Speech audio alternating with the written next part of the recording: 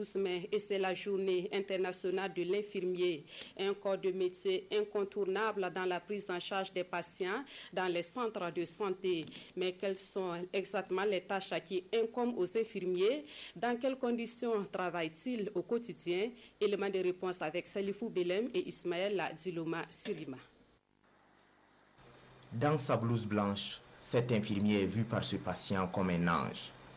Jour et nuit, les infirmiers et infirmières du Burkina soulagent des milliers de patients à travers les perfusions qu'ils placent et changent, les injections qu'ils font et les traitements qu'ils administrent, sans oublier la panoplie de soins dévolus à leur métier.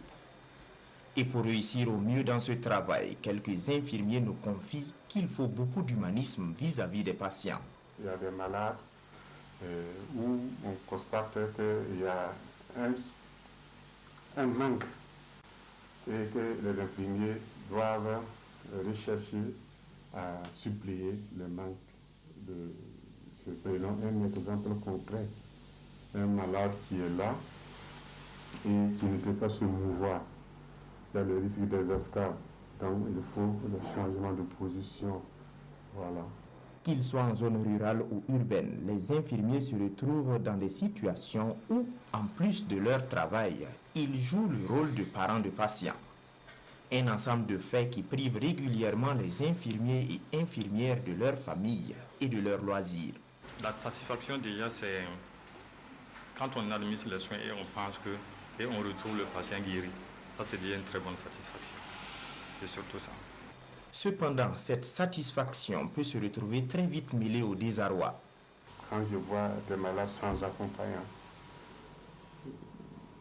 des malades sans moyens, vraiment, et si ça va jusqu'à sa mort, ça me touche beaucoup. Ouais. À côté de ces cas d'impuissance, les infirmiers doivent régulièrement composer avec le manque de matériel de travail, avec les sous-effectifs dans certains centres de santé, et même avec l'absence de certains produits indispensables à des soins particuliers. Les petits soucis, c'est bon, par rapport à la capacité d'accueil, c'est surtout ça. Voilà, bon, c'est pas la faute à quelqu'un, vous-même vous avez constaté. Bon, au début, on ne recevait pas les patients dans les couloirs, mais vu la situation qui s'impose, on est obligé de le faire. En plus de toutes ces exigences, le métier d'infirmier n'est pas sans risque. Tous les jours, Sayouba Ouedraoue et ses collègues côtoient des patients souvent porteurs de maladies contagieuses. Un risque encore plus grand avec l'apparition du Covid-19. Mais pas de quoi décourager ces soldats de la santé. En cette journée qui leur est dédiée, ils appellent au renforcement des systèmes de santé afin qu'ils puissent soulager le maximum de patients.